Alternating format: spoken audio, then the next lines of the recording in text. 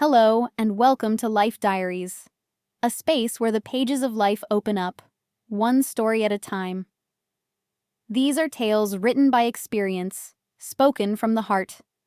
Take a moment for yourself, and let's begin.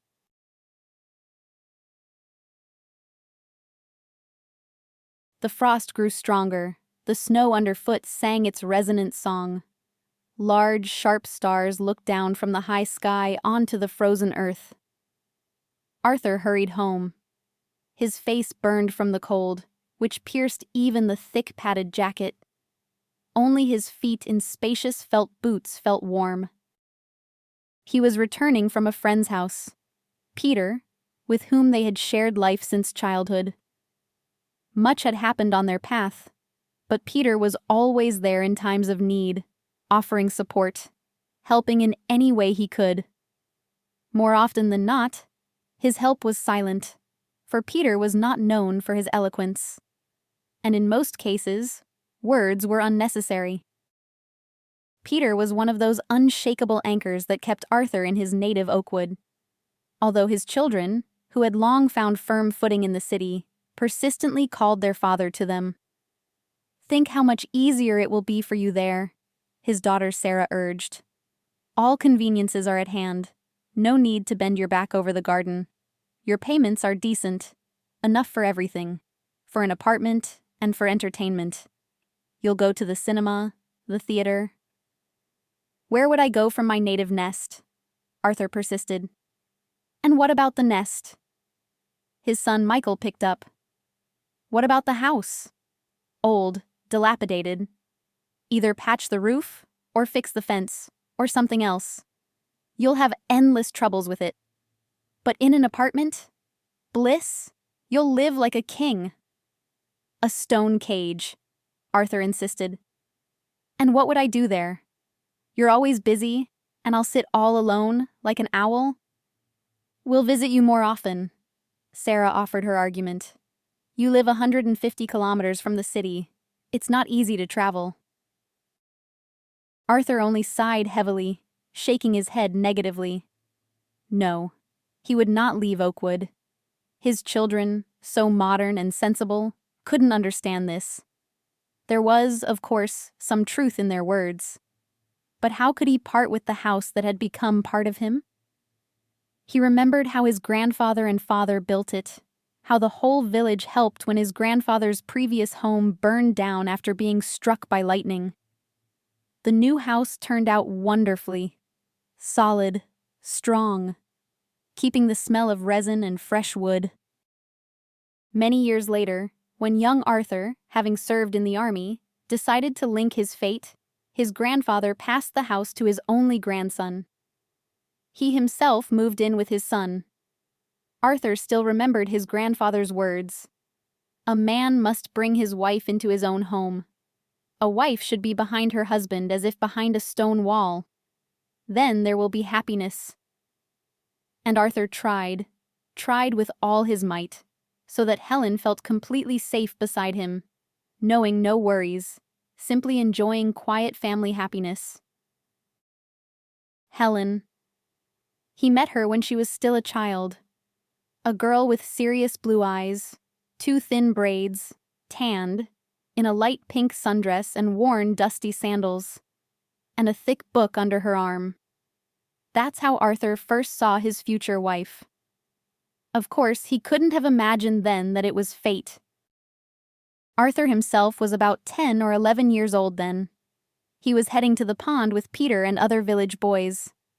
A fishing rod on his shoulder, a light bucket in his hand, trousers rolled up to his knees, a stretched-out t-shirt.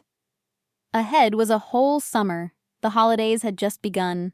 Friends were near. Arthur's mood was bright, somehow joyfully carefree.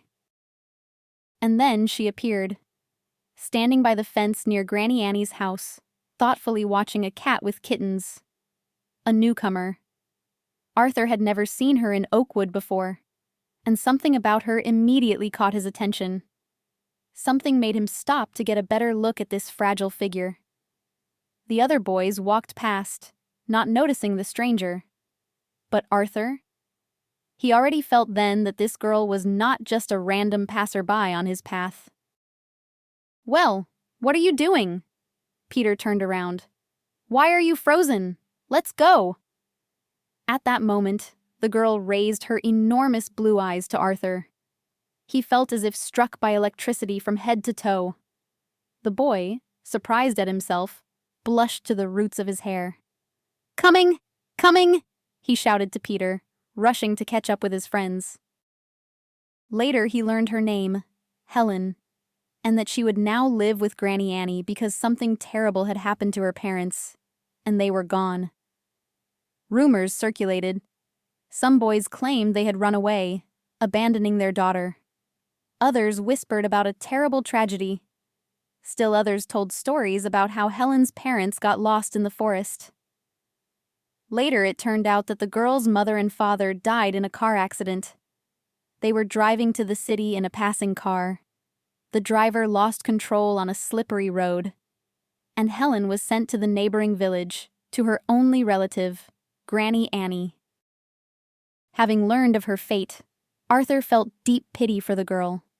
For him, a child, it was frightening even to imagine. What was it like, just like that, to lose both mother and father overnight? After that story about Helen's life, he wanted to protect her. To protect and to please. Only he didn't know how to approach the girl. Seeing her from afar, he was happy about the meeting and terribly embarrassed. And in general, Arthur had never known how to talk to girls. They seemed to him harmful and inaccessible creatures. But Helen was different. The boy felt it. Helen spoke to him herself. This happened at the end of summer. Arthur had climbed a tree to rescue a silly kitten named Fluffy. The little neighbor's kitten was always getting into trouble. This time, too, frightened by dogs, he climbed a tall oak and couldn't get down. He sat at the top and meowed pitifully for the whole street to hear. How could he just pass by? Arthur, of course, climbed up to help the unfortunate Fluffy. He scratched his chest and stomach on the rough bark, but he saved the animal. "You climb trees skillfully," the boy heard a quiet voice behind him. He turned around and met the approving gaze of huge blue eyes. It was her, Helen. "Oh, it's nothing special." Embarrassment seized him again. "What a cutie!" Helen's attention shifted to Fluffy. "Can I hold him?" "Of course." Arthur handed her the kitten. She began to gently stroke his gray fur, calling him affectionate names. And somehow, they started talking unnoticed. Arthur no longer remembered what about. It seemed they started with cats, then moved on to dogs. Then Helen told him about her life with her parents in a distant large village. The girl missed her mother, her father, and her old friends, her school. There was so much longing in her voice and eyes. Arthur immediately promised to introduce Helen to the children of Oakwood. He assured her that good, cheerful people lived here too. Anything to not see that sadness. Anything to make Helen smile. And Arthur kept his promise. Very soon, Helen became part of their noisy, cheerful company. She went with the Oakwood children to the river and the forest, played football and Cossacks and robbers, sat by the evening bonfire on the outskirts. Helen turned out to be quiet and thoughtful, and also smart and curious. She knew so much, noticed so much. Arthur openly admired the beautiful girl. Then, at 10 years old, he, of course, didn't yet understand what was happening to him. He couldn't even guess that it was love. Moreover, for life. Summer flew by quickly. The school year began. Helen became Arthur's and Peter's classmate. Time passed. School friendship imperceptibly grew into mutual love. After the 9th grade, Arthur went to a technical school to become a mechanic. Helen, always an excellent student, entered a medical college. Arthur and Helen were officially dating, going on real dates, going out in the city, kissing. Nobody was surprised. Their couple formed so naturally, as if it couldn't have been otherwise. And then Arthur went into the army, and Helen waited for him for 2 long years. She wrote letters, came to visit several times. In the army, Arthur finally matured. Upon returning, he immediately proposed to Helen. She, of course, gladly accepted. That's when his grandfather handed over this house to the young couple, the house where Arthur was now meeting his old age. Unfortunately, alone. How much he missed Helen. Every day, every moment. Sometimes it seemed to him that she would come out of the kitchen any moment, rosy-cheeked, cheerful, smelling of something delicious, smile and ask, "How are things?" But this would never happen. Arthur and Helen lived, as they say, soul to soul. They cared for each other. They were good together. Arthur sometimes felt that he understood his wife without words, and she understood him. They didn't wait to have children. A year after the wedding, they were already nursing their firstborn, Michael. A couple of years later, a daughter appeared in the family, a charming little laughing Sarah, very much like her mother. Arthur worked in the local collective farm, earned well, enough to live on. Helen worked part-time as a nurse in the village clinic. The children were a joy.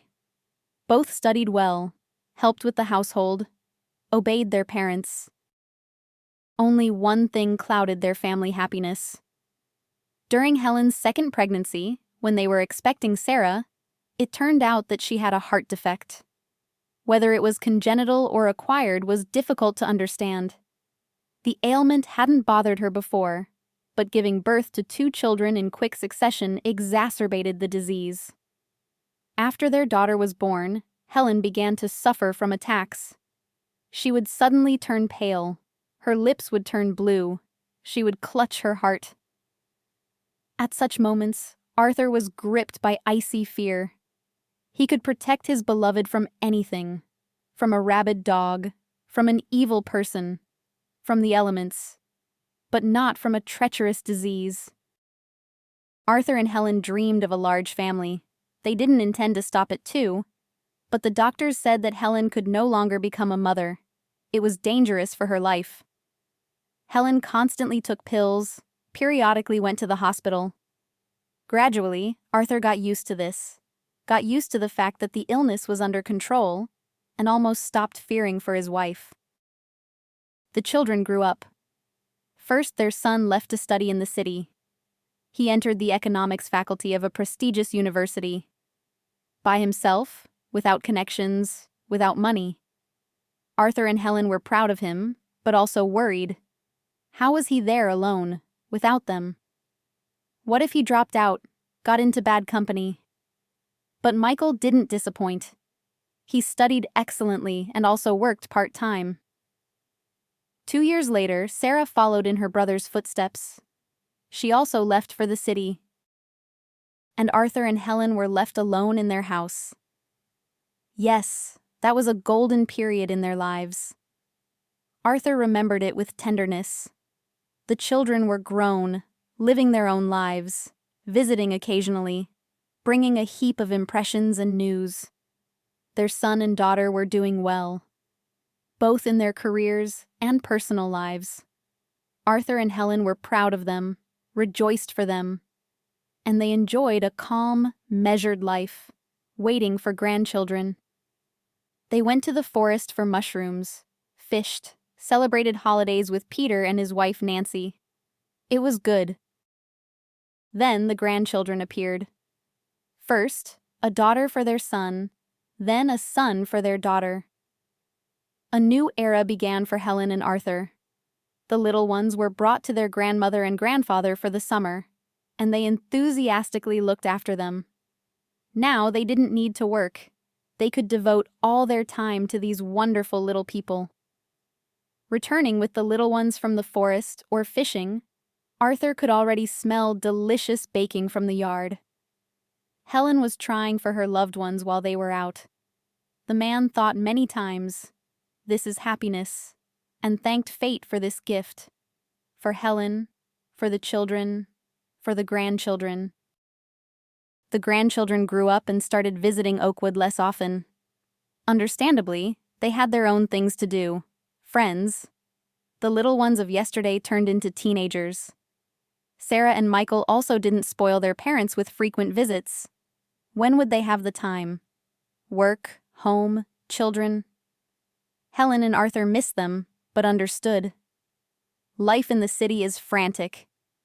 When Arthur and Helen went to visit their children, they would get tired of that rhythm after a couple of days and gladly return to their quiet, cozy Oakwood, to their beloved home. And then the illness manifested itself fully. Helen got worse. Neither expensive medicines prescribed by Michael from abroad nor treatment at the best city center helped. Helen slowly faded, weakened day by day. Arthur saw it, understood everything, but could do nothing. Absolutely nothing. No, there was something he could do. He filled his wife's last days with happiness, light, and joy. Every morning he gave her bouquets of wildflowers and then bright autumn leaves. He cooked her favorite dishes, talked with her for hours. They recalled the past, including their carefree, happy childhood. Helen smiled, gently, affectionately.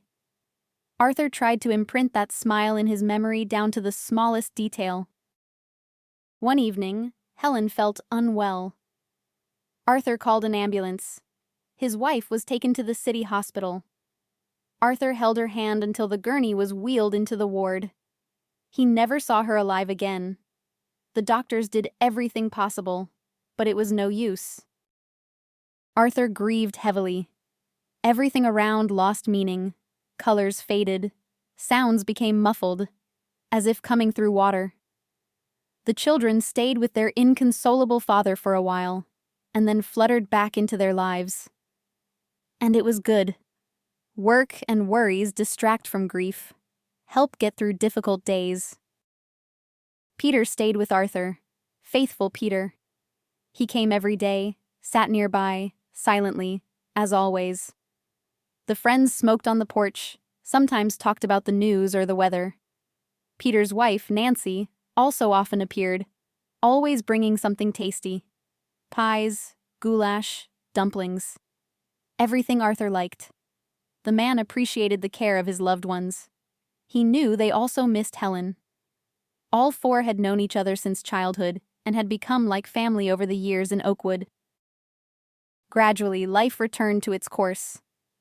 Arthur somehow adapted to the new reality, learned to exist without Helen.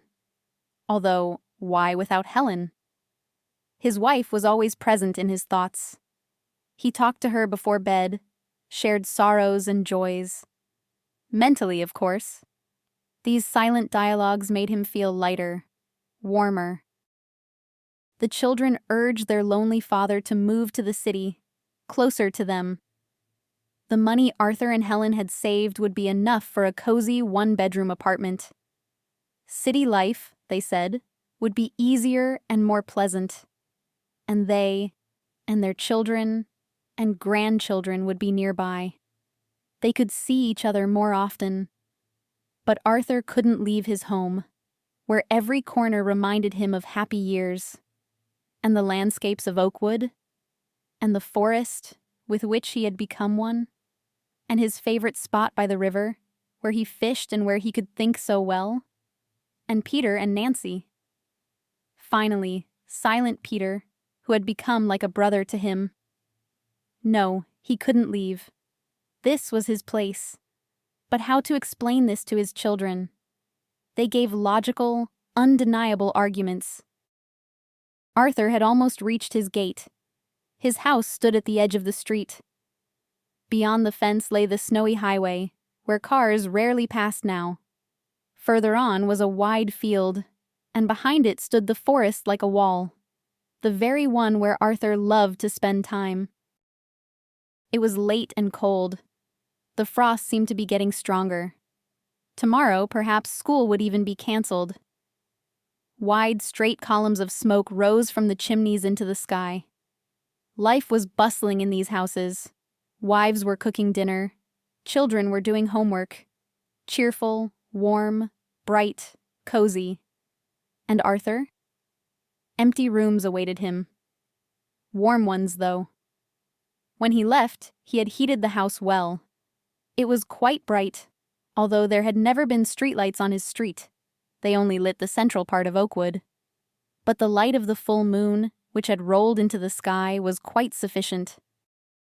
Arthur habitually surveyed the surroundings. That's when he noticed her in the distance.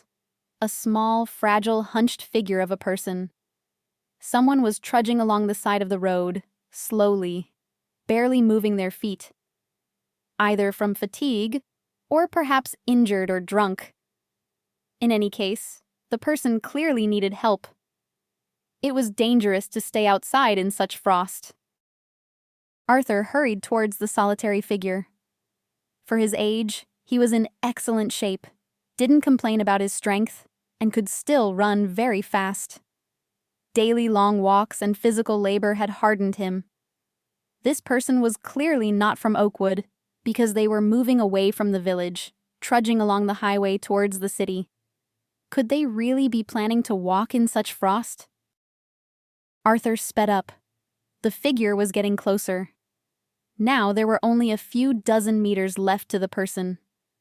Arthur had developed nearsightedness with age, but from this distance, he could already distinguish that a young woman was trudging along the road, sinking into the deep snow. She looked a little older than his granddaughter, maybe 20, maybe less. Thin, frightened, in a long, fashionable but clearly unsuitable for such weather, down jacket, and completely ridiculous lightweight boots with low heels for being outside the city. The girl was shivering and wrapped herself in a scarf wound several times around her neck. She had no gloves on her hands. Her thin fingers were completely numb. "Wait!" Arthur called out to the stranger. The girl turned around. Pretty, large brown eyes, a scattering of freckles on a slightly upturned nose. Short chestnut curls peeked out from under a knitted hat. She flinched in surprise, clearly not expecting to meet anyone on the deserted road. Then fear appeared in her eyes. Arthur understood. If she could, she would have immediately darted forward, run away. But the stranger was clearly exhausted. She could barely move her legs. "Don't be afraid of me. I won't do anything to you." Arthur tried to speak as gently as possible. "You need to get warm. Your cheeks are completely frozen. The nearest village is 25 kilometers away. You'll freeze." The girl stopped. She understood that Arthur was right, but apparently saw no other way out. She looked completely desperate. "Did something happen?" Arthur asked sympathetically.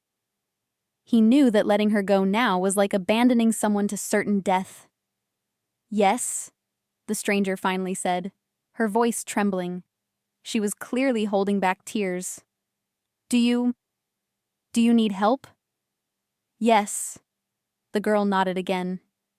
It seemed she was afraid to say anything more, because then she wouldn't be able to hold back her tears. "Well, that's good. Let's go to my place now. You need to warm up. Your cheeks are completely frostbitten. We'll figure out how to help with your trouble there." The girl hesitated. Understandable. Going into the house of a stranger met at night on a deserted highway was risky. But there was no other way. The stranger nodded briefly in agreement. "Excellent. My house. It's very close. Look, there it is, standing by the road." Arthur spoke in a calm, everyday tone, trying to reassure the young lady. The stranger walked slightly behind Arthur, looking around nervously. Her whole body was tense, ready to run at the slightest sign of danger. In the yard, old Rusty ran up to Arthur, wagging his tail. The dog had guarded the house for almost 15 years. Faithful, smart, kind. He sniffed the guest and barked a friendly welcome, as if inviting her in. The girl smiled, stroked the dog's head, and the tension that bound her eased a little. Arthur was glad about this change. Maybe the stranger would finally speak and tell him what had happened to her. A dark story, that was clear. It was warm in the house. Arthur turned on the light, led his guest to the kitchen, and sat her closer to the stove, which was still radiating heat. The girl needed to warm up. She had spent so much time in the cold. The stranger was clearly enjoying the warmth and comfort of the village house. She pulled off her hat and scarf. She wasn't in a hurry to unbutton her coat. She hadn't warmed up yet. Arthur put on the kettle. He talked endlessly about something so that an oppressive silence wouldn't hang in the air. "I'll brew some mint tea now. You'll warm up from the inside and calm your nerves." "Thank you," the girl mumbled. "Thank you for not leaving me there." "Well, how could I do otherwise?" Arthur was surprised. "It happens differently. While I was walking along the highway, several cars passed by. I waved at them, but no one stopped. It must have been scary, a person on a deserted road, suspicious. Not suspicious exactly, but strange, that's for sure," Arthur remarked cautiously. "My name is Chloe," the girl suddenly introduced herself. "And I'm Arthur. Or Uncle Arthur, whichever is comfortable for you." "That's what my grandfather was called." The girl smiled weakly, taking the mug with the steaming drink from Arthur's hands. "He was the only one who cared about me. It's a pity he died early." There was so much sorrow, so much longing in these words, that Arthur's heart ached. "I'm sure you're mistaken. You have a mother, a father, don't you? Do you really think that even they don't care about you?" "Of course," Chloe replied confidently. "They don't have time for me. My father left when I was 12. He fell in love, decided to start a new life. And voila. Now I have 3 younger sisters. And my mother. I just get in her way. She dates, but she can't bring anyone home. Because I'm there. I'm in everyone's way." With these words, Chloe pulled off her down jacket, and Arthur couldn't help but gasp in surprise. His eyes fell upon the girl's round belly, stretched by a black sweater. His guest was expecting a child, and judging by the size, she was quite far along. "Well, yes, I'm pregnant," Chloe sighed, noticing his reaction. "What's so special about that? I'm an adult, if that's what you're thinking." "Nothing. It's even very good.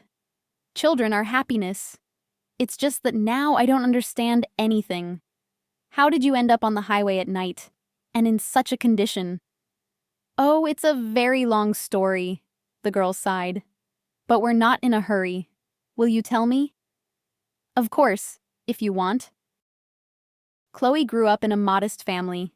Mother, father, older sister. Her mother was a saleswoman. Her father worked at a factory. Money was enough for the bare necessities: cheap clothes, simple food, utilities.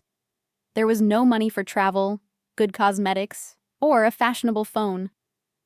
Everyone around Chloe lived like this, but the television showed a different reality. And the girl dreamed of becoming as rich, successful, and beautiful as the heroines of films about the bright world. Chloe's sister, Hope, also strived for success. She studied well, won competitions, dreamed of entering medical school and becoming a sought-after cardiologist. Subsequently, she succeeded. But such a path seemed too long and difficult to Chloe. And where was the guarantee of success? Perhaps all the effort would be in vain. No, this scenario did not suit young Chloe. The girl inherited thick chestnut hair and large brown eyes from her father, and a magnificent model figure from her mother. She considered her advantageous appearance her ticket in life. For a beautiful young girl, as Chloe thought, it wasn't so difficult to find a rich man. And then a completely different life would begin. The unfolding prospects were breathtaking. "Study harder," Hope advised. "Depend on a man your whole life? What's good about that? That's definitely not for me." "But it's quite for me." Chloe smiled. And what's not for me is sitting over textbooks for hours. I'd rather watch videos on how to apply makeup to highlight my best features. You don't need to highlight anything. You're already a beauty. I know. After the 9th grade, Chloe dropped out of the hated school. To get her mother off her back, she pretended to enroll in a culinary college. It had the lowest competition, and it was good to know how to cook. After all, the way to a man's heart is through his stomach. Ultimately, studying at the culinary college played a significant role in Chloe's fate. This happened just before graduation.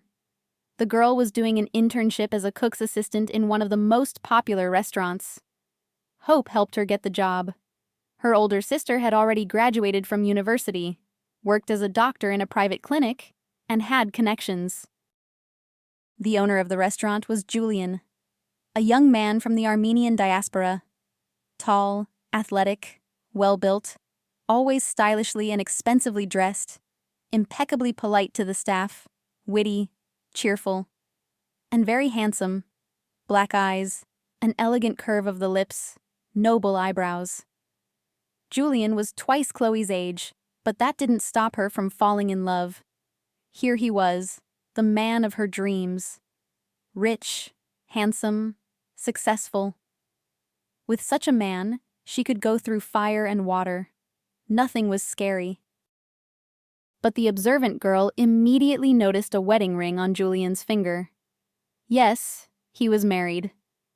Later, she learned from the staff that he was a father of many children. He was raising 3 daughters.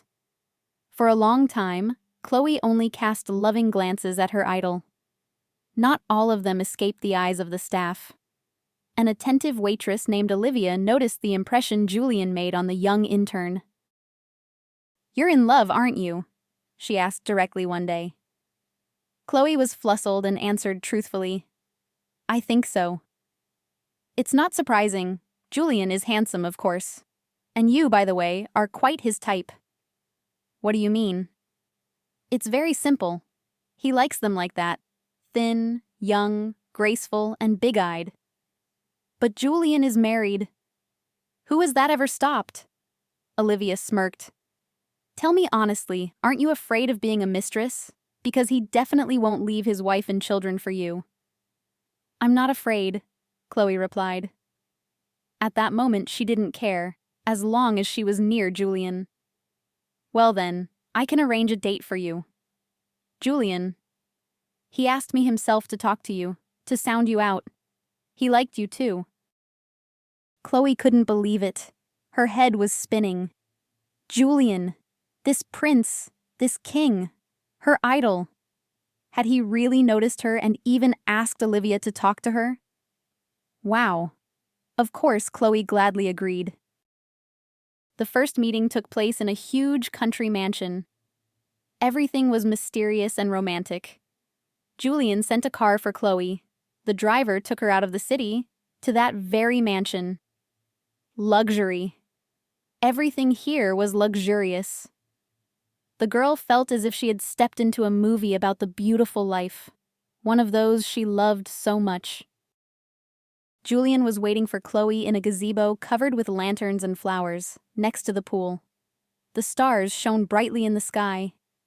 And he looked at Chloe with admiration, interest, smiling. All of this made the girl's head spin. Was this real? Or a dream, fantasies? Doubts dissipated when Julian approached and gallantly took her hand. The warmth of his palm was real. That evening, so unusual, so magical, Chloe completely lost her head.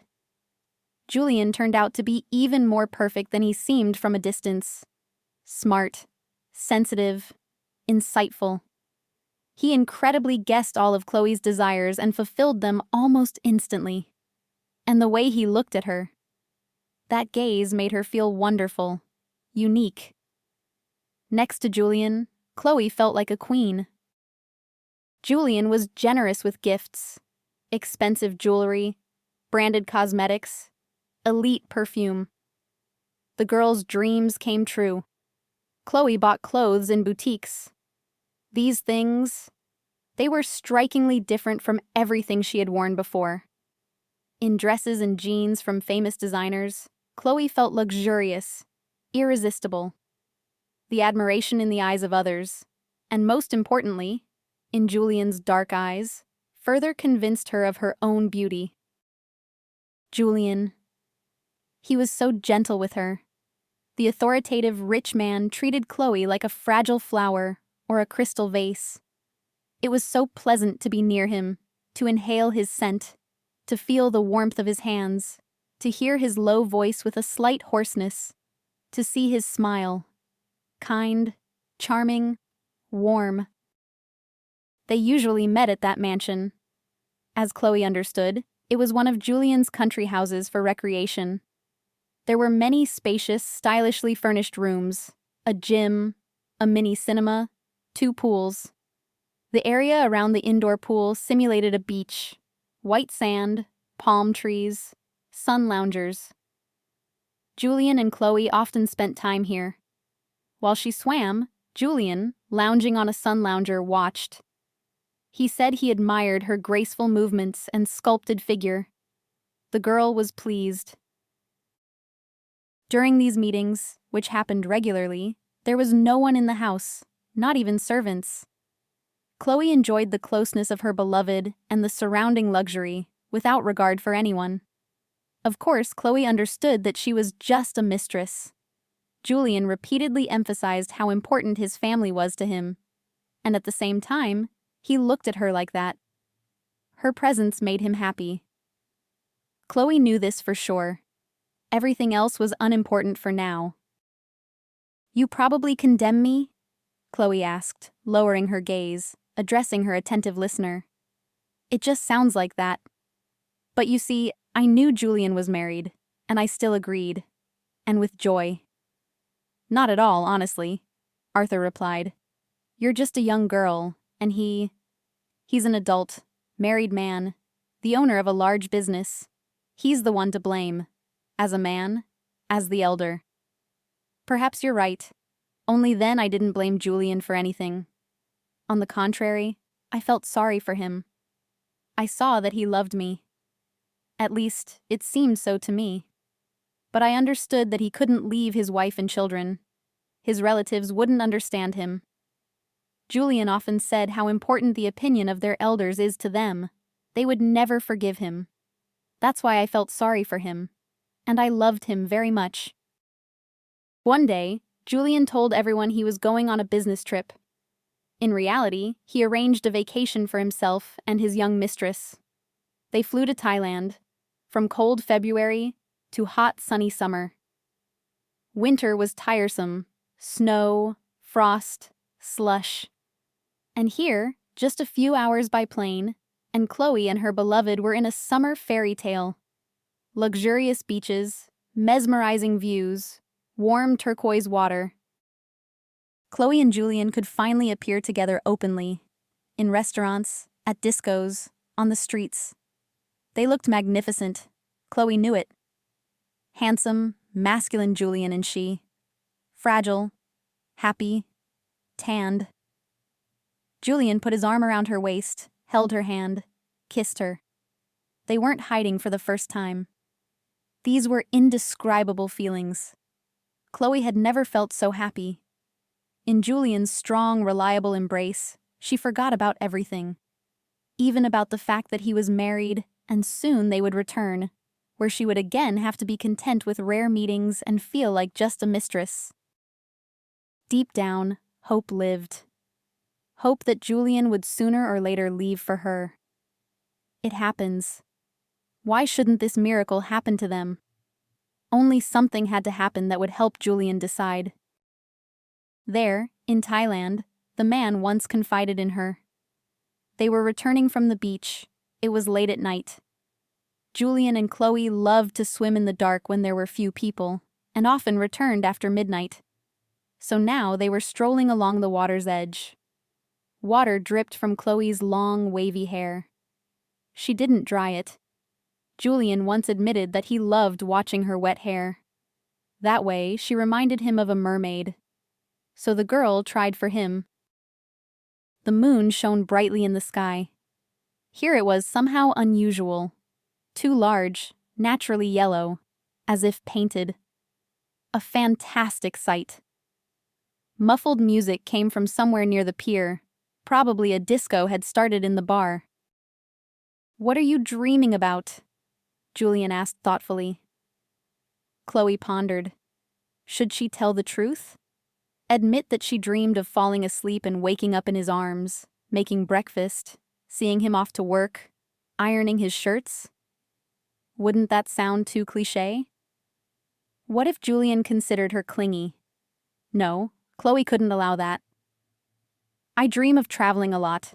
To travel around Europe, visit exotic countries, see what I've only heard about before." "A wonderful wish," Julian approved.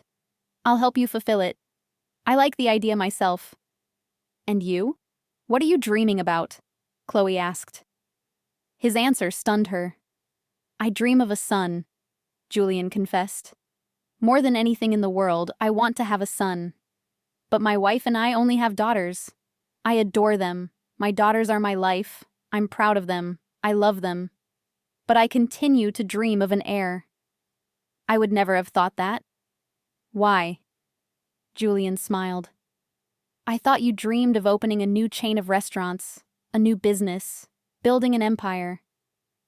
"Oh yes, many people think so. Nobody imagines that more than anything in the world I dream of a son, a continuation of my lineage. I've thought of a name for him. Sometimes I look at toys in the boys' sections. And then I go to the pink shelves with dolls to please my daughters." "You sound like a wonderful father." Chloe sighed and thought of her own father. He never bought dolls for her or her sister. What about dolls? The indifferent father didn't even know what grade his daughter was in, or when their birthdays were. Chloe thought a lot about that conversation later, and gradually a decision formed in her mind. A bold one, maybe reckless. She would fulfill her beloved's dream. She would give him a son, as handsome and smart as Julian himself. At first, the girl was frightened by her thoughts. Julian had said he wouldn't leave his wife and children.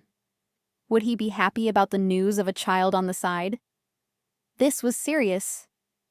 But one day, Chloe saw the tenderness with which Julian treated a little boy, the child of visitors to his restaurant. The little one was 3 or 4 years old. He was being fussy. Perhaps he was bored. He wanted to run, make noise. Julian, who had dropped into the restaurant, noticed the scene.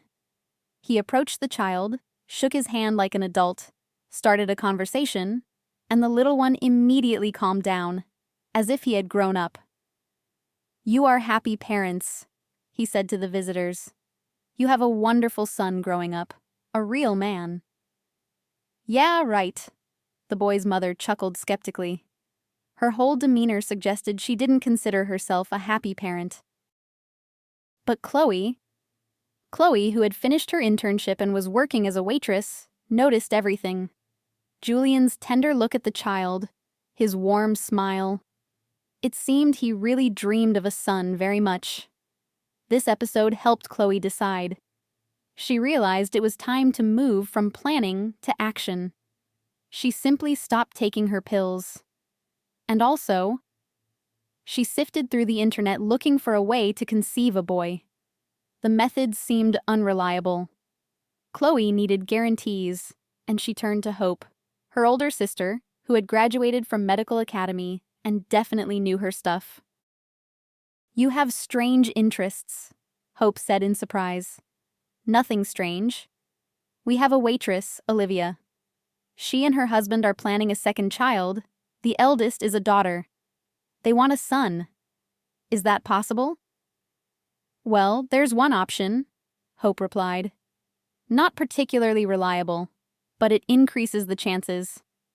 Although, I repeat, it's a complex process, and a lot depends on the man's physiology. But go ahead. I'll write down a calculation scheme for your Olivia. Let them try." And Chloe, of course, used the scheme. Everything worked out right away, on the first try. 2 weeks after the romantic evening, Chloe realized she was expecting a child. The discovery both pleased and frightened her. But there was no turning back. She didn't tell Julian anything.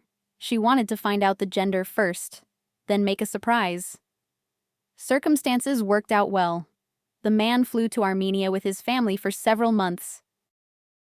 Chloe missed her beloved and at the same time enjoyed her new condition. It was amazing to realize that a child was living inside her. Not just a child, their baby, hers and Julian's. They would have a son. Chloe had almost no doubt. She felt it.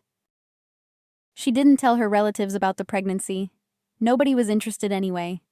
Her mother lived her own life. Her father had disappeared. Hope rented an apartment in the center. The sisters didn't communicate much. At the appointed time, Chloe went for an ultrasound. With a sinking heart, she waited for the verdict. "You're having a boy," said the strict woman in glasses, moving the sensor over her belly. "A healthy, strong boy. Congratulations." Chloe flew home on wings.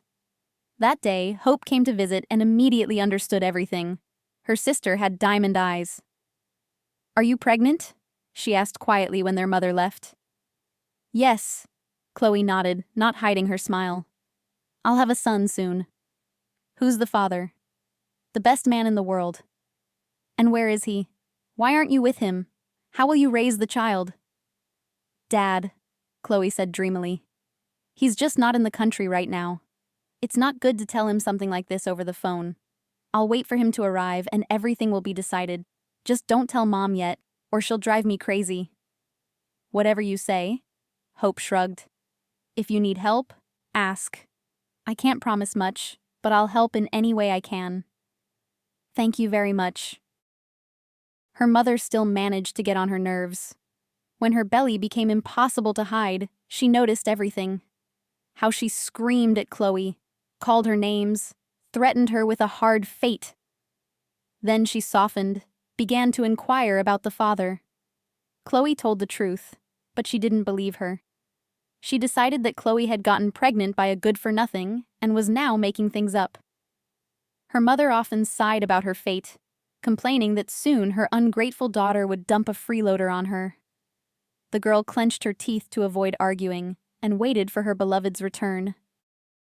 The day Julian arrived was snowy and cold. The end of January, February ahead. And after that, in March, in the first spring days, a wonderful baby would appear, Julian's long-awaited son. Julian himself called Chloe, said he missed her and dreamed of meeting. As usual, he sent a car that brought Chloe to the familiar country house. The man opened the door himself, smiling, warmly and kindly. Chloe adored his smile, but very soon it slid from his face. Julian saw Chloe's belly, which couldn't be hidden. What is this?" he asked with some disgust. "Julian, I didn't want to tell you over the phone. I dreamed of telling you in person. We're having a son soon. A son, Julian, can you imagine? Your dream will come true." The man sank into the armchair tiredly, as if he had aged in an instant. He radiated icy coldness. It was so unusual that Chloe was confused and frightened. Of course, she understood that Julian would be surprised, but he looked as if he had learned about an annoying problem. And what about his talks about a son? He dreamed of one so much. "Aren't you happy?" Chloe dared to ask. Julian's eyes flickered to her. They were tired. "Go home," the man said calmly. "Go. I need to think about everything. I'll tell you later what to do." Julian called a taxi himself. In the house, Chloe had held back. But in the car, she gave way to tears. A loving person wouldn't act like that. They hadn't seen each other for several months, and he sent her away, kicked her out. Julian didn't love her. Before, she felt like a princess next to him. Now he treated her like a useless thing. There wasn't a drop of love or joy in his eyes. Only irritation and anger. How could this be? Had he been pretending? Had he just been using her beauty? Chloe didn't want to go home. Her mother was there with her complaints. By the way, her parent was right. It seemed Chloe would have to raise the baby alone. The child. Thoughts of him gave her strength back. Soon her son would be born. Her own. Beloved. He needed a strong mother. So, Chloe would be one. Thinking of her son, she smiled through her tears. Life no longer seemed hopeless. Well, let Julian not be there. But Chloe. She would soon be a mother. Even the anticipation of meeting the little one was happiness, and when she took him in her arms, she would be able to handle anything. Chloe asked the driver to take her to Hope's. She could tell Hope everything. Her sister. So smart, kind. Of course she would help, and Hope helped. She listened, felt sorry for her. Then she pulled out the sofa bed. "This will be your bed," she explained. "Live with me for now. Mom won't leave you alone, and you shouldn't be stressed." For a while, Chloe felt safe. She was calm. Hope supported her in every way. Bought vitamins, healthy food. "I want my nephew to be born healthy," her older sister smiled. This warmed Chloe's heart. It was nice that someone else was waiting for the baby and caring. And then Julian appeared. He didn't send a car, he came himself. The girl was returning from the store. The man was waiting for her in his car near the entrance. "Hello?" He opened the door. Julian was smiling again. Only now, Chloe didn't believe that smile. "Hello?" The girl greeted him cautiously. "Sit down, we need to talk." Chloe settled in next to him, still her beloved. She felt his scent again, saw his black eyes up close. A pleasant chill ran through her stomach. A familiar feeling. "How are you?" the man asked. "Is everything all right? How are you feeling? How's the baby?" Was he interested? Did he care? Chloe didn't know how to react. Hope stirred in her soul. Maybe that day he was just thrown off balance? And now he had thought everything over and was ready to make amends? "Everything's fine. With me and with our son." "That's wonderful. I have a question. You don't think you can raise him yourself, do you?" "If that's how it turned out, then I can," Chloe stated confidently. "Oh, come on," Julian chuckled. "You have no education, no job. You can go back to work in 3 years. And even then, they're not eager to hire a mother with a child. Children get sick, mothers are on sick leave. Who needs that?" Chloe didn't understand what he was getting at, and he continued. "No father, mother is no help. She lives poorly. Your relationship isn't trusting. I know. All hope is on your sister. But she won't baby you forever. And it's unfair to burden a young woman with your problems. She needs to build her own life." Chloe was hurt by these words. The worst thing was that they were all true. "Why are you telling me this?" the girl asked in a trembling voice. "Just outlining the situation. To offer a way out. A real way out." And Julian revealed his plan. Monstrous and inhuman. He offered me to give the child to him," the girl said quietly, looking into Arthur's eyes. It was clearly difficult for her to tell. Arthur patted her shoulder encouragingly. "Well, what a scoundrel this Julian is. Poor girl." Julian said that he had indeed dreamed of a son. With his wife, 3 daughters were born. It turned out he had 2 more illegitimate daughters. He decided it was something in his blood. And then Chloe announced she was expecting a son. At first he was angry. Extra problems. But then he thought about it and felt joy. Finally, a son. He dreamed of a brilliant future for his heir, had so many plans. And if the son grew up with a single mother, he would hardly become a worthy man. No, Julian couldn't allow that. "I will take him from you. Take him into the family. I've talked to my wife. She's pretending to be pregnant. We'll tell everyone he's ours. No. Chloe shook her head in horror, covering the baby with her hand. No. It will be better for everyone, Julian continued. I'll help you with a job, with an apartment. You'll live a free life, find a rich husband. I know how you dream of that. With a child in your arms, that won't happen. The boy will grow up in decent conditions. I'll give him everything. You won't be able to provide him with even a small part of what I will give.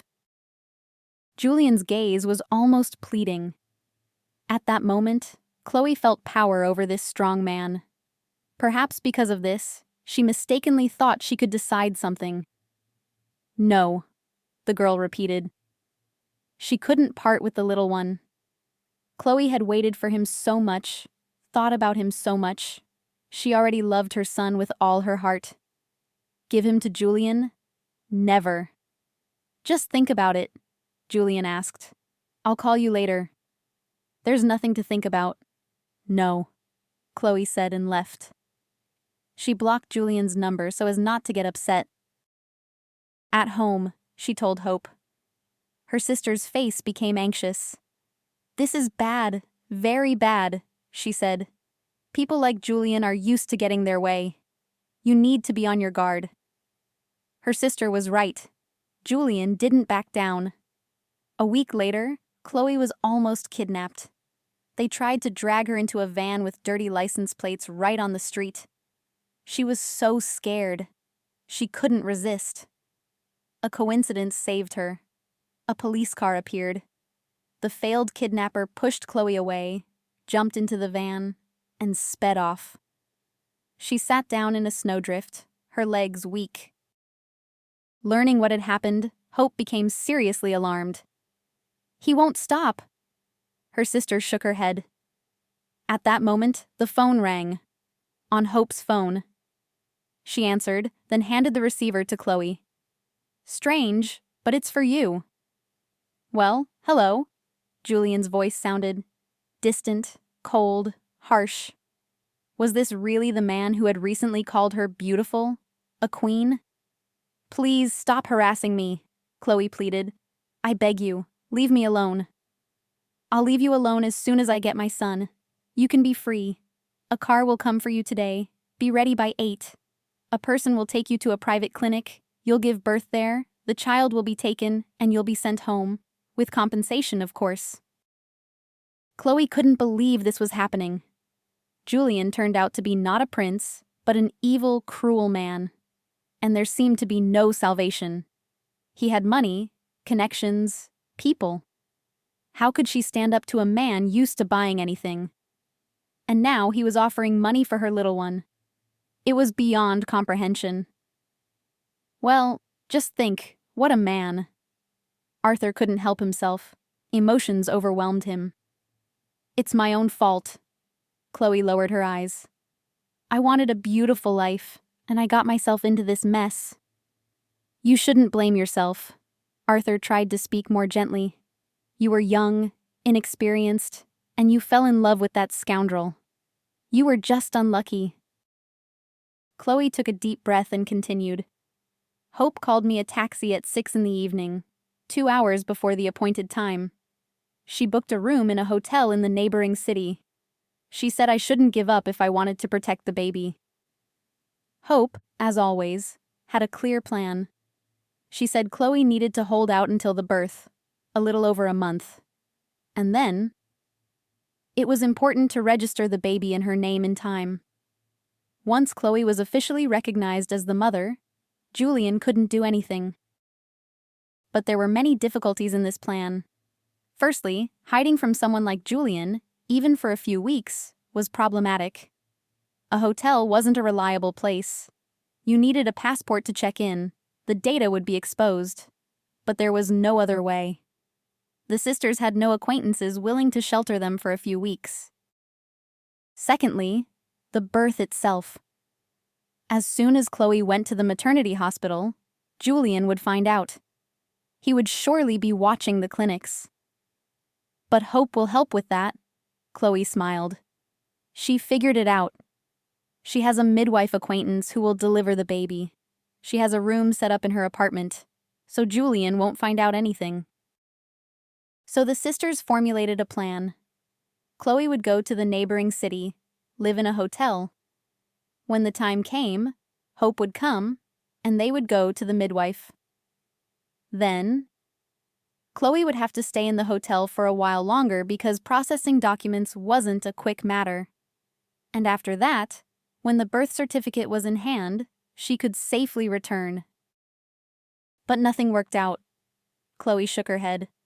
Hope called a taxi, the driver took me. But along the way, it turned out we were being followed. A black SUV with tinted windows. The driver noticed. He zigzagged, tried to shake them off, but the car didn't fall behind. And then he got worried. "What did you do?" he asked the passenger. "Why are they following us?" "No, I didn't do anything, honestly," Chloe replied. "I don't like this. I don't need problems." The taxi turned onto the country highway, an empty, snowy road. The pursuit continued. "This won't do," the nervous taxi driver said. He pressed the pedal and sped off. Having broken away, he braked, opened the door. "Get out. You have the fare. I won't take money even though I drove you. Sort it out yourself." "But where will I go?" Chloe was horrified. "A deserted road, Frost, darkness, and that scary SUV will appear any moment." "I have no idea. Wait for the car that's following you. They're looking for you. They won't leave you on the road. I have to go." Having said this, the driver slammed the door and sped away. Almost at the same time, headlights appeared. Probably the SUV. Chloe barely managed to hide behind a large snowdrift. The black car sped past. The taxi driver's calculation was wrong. They continued to follow him, thinking the passenger was still there. "Well, that's basically it," Chloe sighed. "I was left alone on the highway, so I walked back towards the city. I couldn't freeze. And then you found me. That's how it happened." "The story is puzzling," Arthur said slowly. "But what should we do now? How can I help?" Chloe shrugged. "Here's what," Arthur declared decisively. "Right now, you need to rest. Lie down right here, in the kitchen, near the stove, on this sofa. I'll bring a pillow and a blanket now." "Really?" Chloe's eyes lit up with joy. It was clear she was very tired, cold, and stressed. The thought of leaving the warm house panicked her. "Of course, really. How else? We'll think about how to help tomorrow. Morning is wiser than evening." "Thank you," the girl exclaimed. "You're welcome," Arthur replied with a smile. "And don't be afraid of anything. They definitely won't look for you here." Chloe fell asleep instantly. Understandably, she had been through so much. Arthur carefully closed the kitchen door, put on his padded jacket, slipped his feet into his felt boots, and went out onto the porch to smoke. Yes, it was a difficult situation. He had to help. Arthur looked at the bright stars and tried to figure out how to save Chloe. The difficulty was that he couldn't go to the police. It seemed this Julian had everything covered there. Gradually, a good plan formed in his mind. In the morning, Arthur got up early to make breakfast.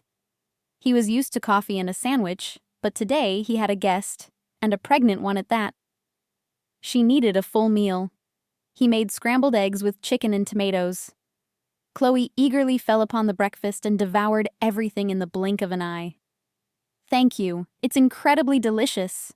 She thanked him sincerely. "You're doing so much for me." "I was thinking about your situation yesterday." Arthur began the serious conversation.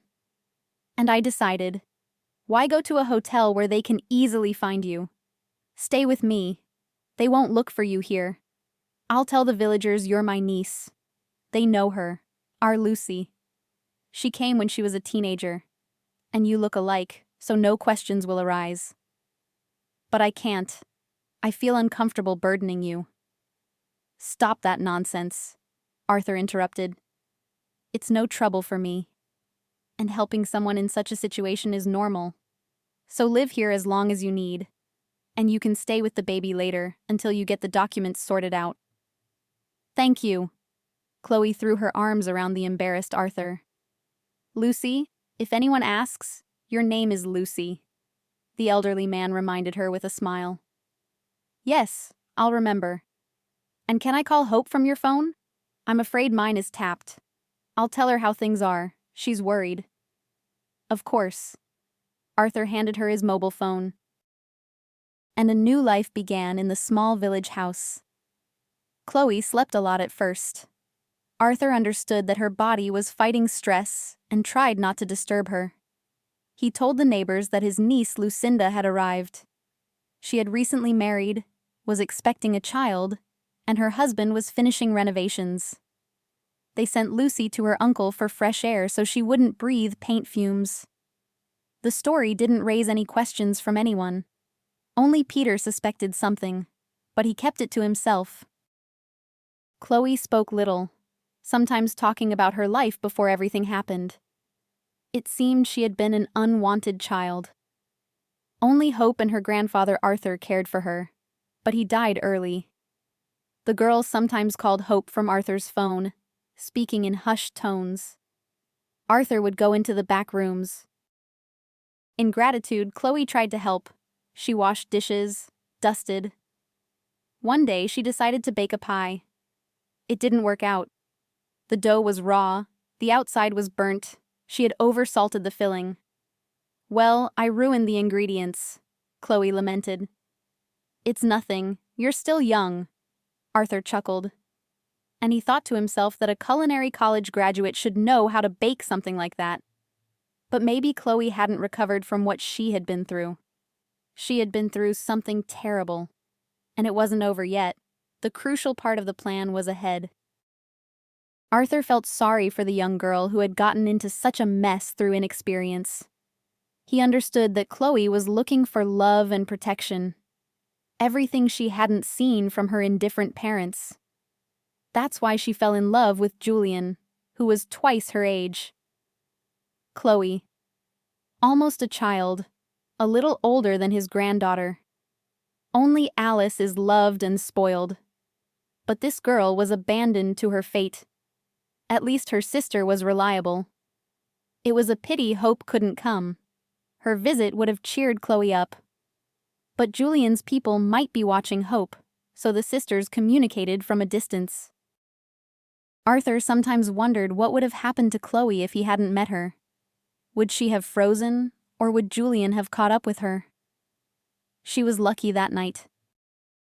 Sometimes in the evenings, Chloe would get stomach cramps.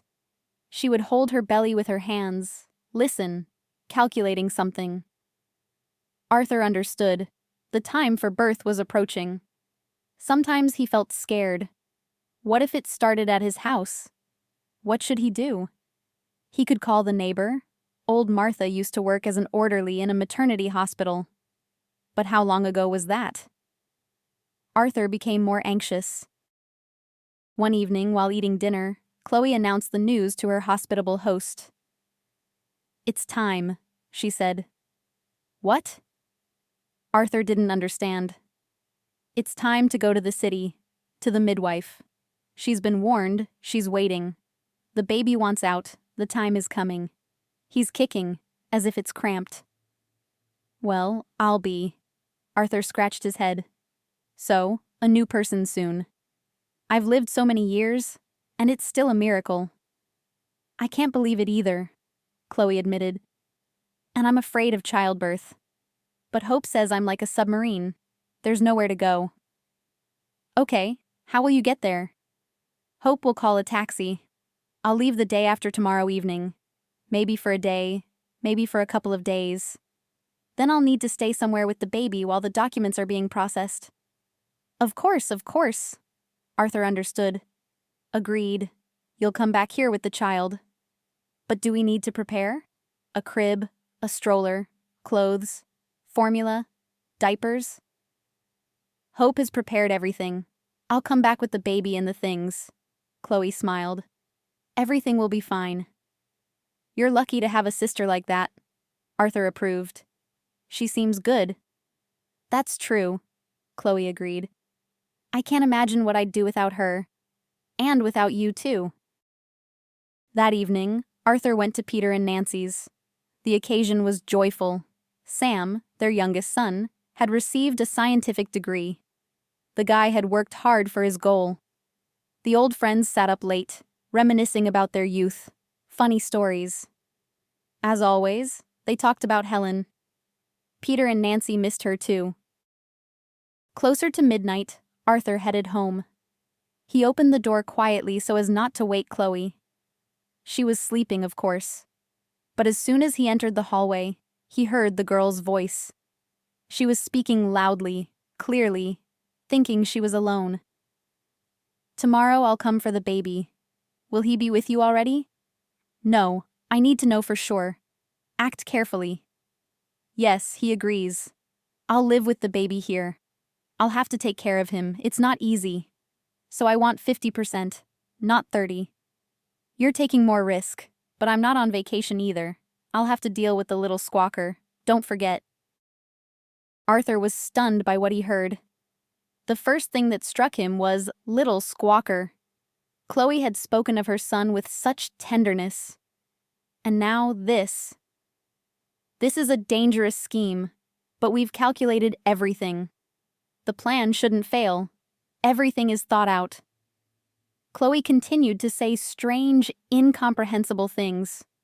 What scheme? What plan? What risk? Arthur began to suspect that Chloe was not who she seemed to be. He pricked up his ears. He needed to find out more. Let's discuss the details again, Chloe continued.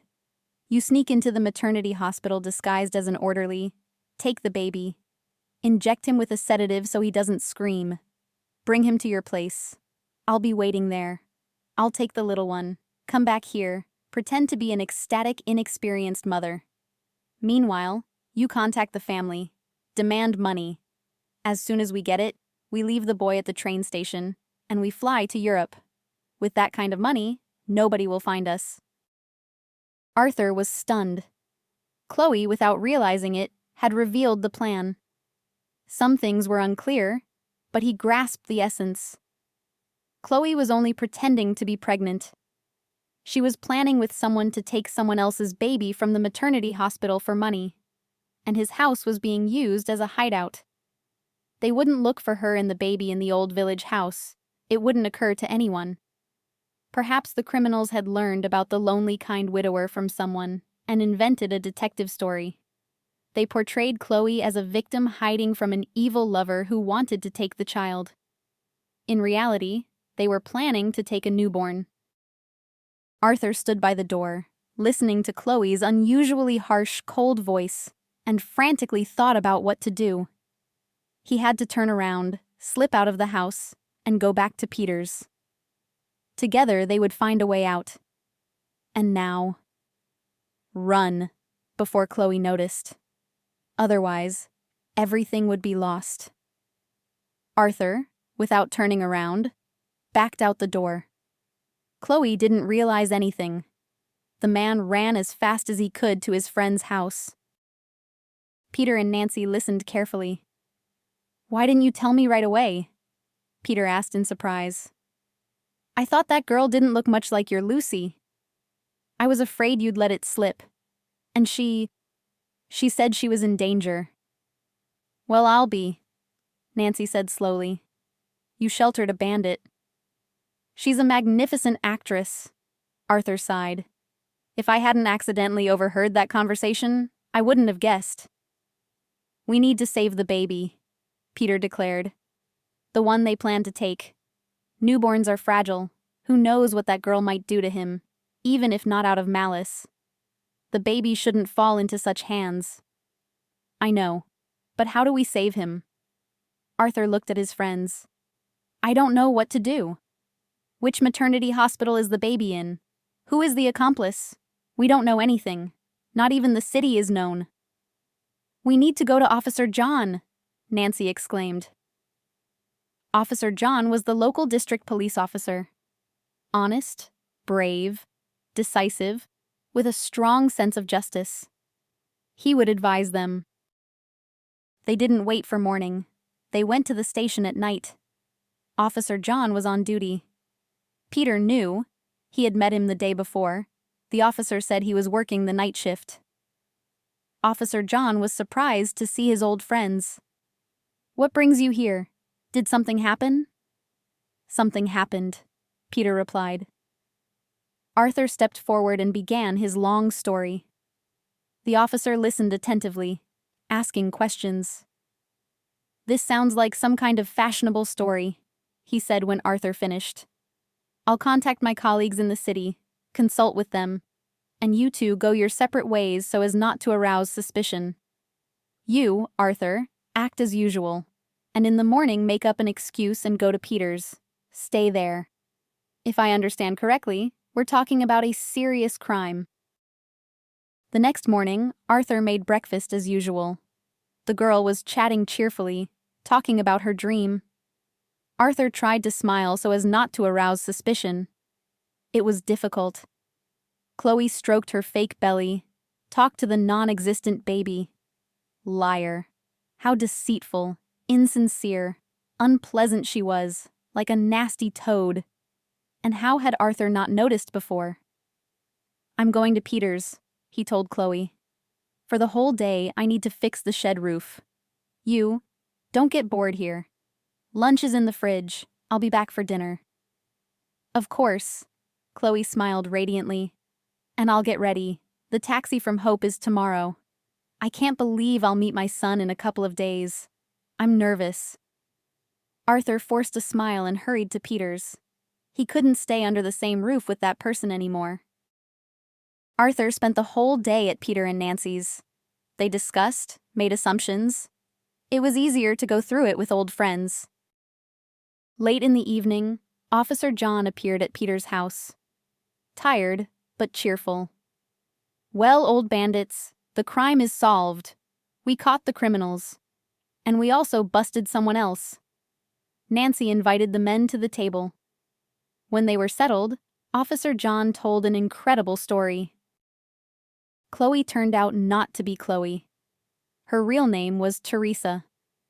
Of everything she had told Arthur, only her love for money was true. Tess had dreamed of getting rich since childhood, but she chose the wrong path. In her teenage years, she dabbled in shoplifting in supermarkets, got caught, but there was no serious punishment. Then a bigger case, car theft. She was lucky. Her accomplice, a guy, took all the blame. Apparently, there were feelings involved. Teresa tried working, as a saleswoman, at a reception desk. But she quickly realized she wouldn't get rich honestly. One day in a nightclub, she accidentally met another adventurer. Paula was older, more experienced. She offered her friend an excellent scheme. Paula worked as an orderly in the best maternity hospital. There was a paid ward for important people. It resembled a resort, luxurious interiors, equipment, polite staff. In this ward, the wife of a major businessman was on bed rest. Legends circulated about his wealth.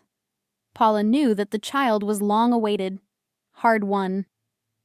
The couple had struggled to conceive for a long time, and now a miracle they had given up hope on. The pregnancy was problematic. The expectant mother often went to the hospital. The whole staff knew the story, and so did Paula. The plan had been brewing for a long time. Simply take the baby from the bassinet. And then the distraught parents would pay any money. They needed an accomplice, loyal, ready to take risks. Tess was suitable. Together they thought through the details. And they learned about Arthur, the widower from a distant village, accidentally from Alice, his granddaughter. Officer John said.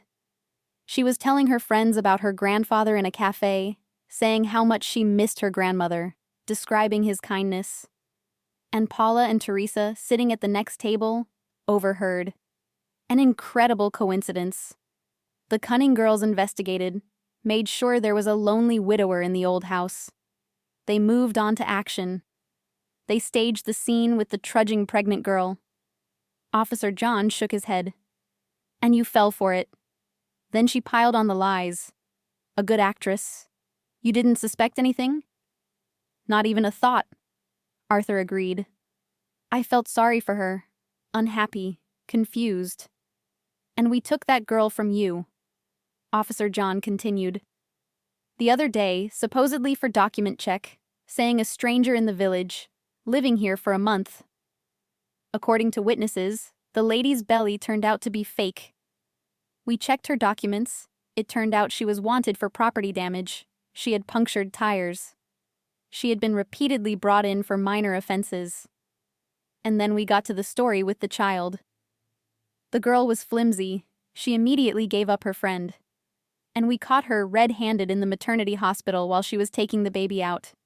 We twisted her arm. That's how it happened. Just like in a movie, Nancy exclaimed, clapping her hands. Peter and Arthur were silent. Officer John, no time for tea. I need to get to the station. I just dropped in to inform you. I'm swamped with work. Need to write a report. By the way, Arthur, I'll officially summon you tomorrow. I need your testimony. All right. The elderly man nodded.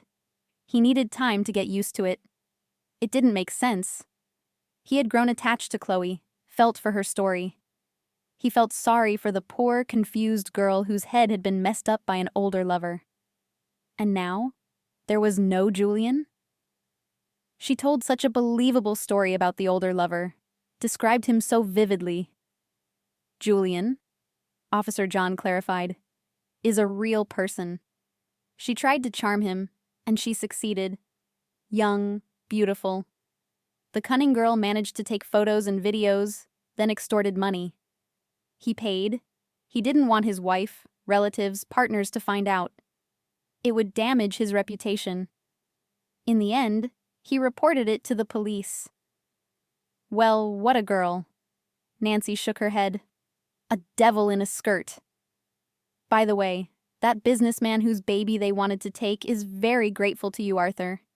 He says he'll contact you, shake your hand personally. And not just shake it, I think he'll show up with a gift. Arthur was embarrassed. What had he done? He had accidentally overheard, reported it. The police had done a good job. They deserved the reward. Officer John left.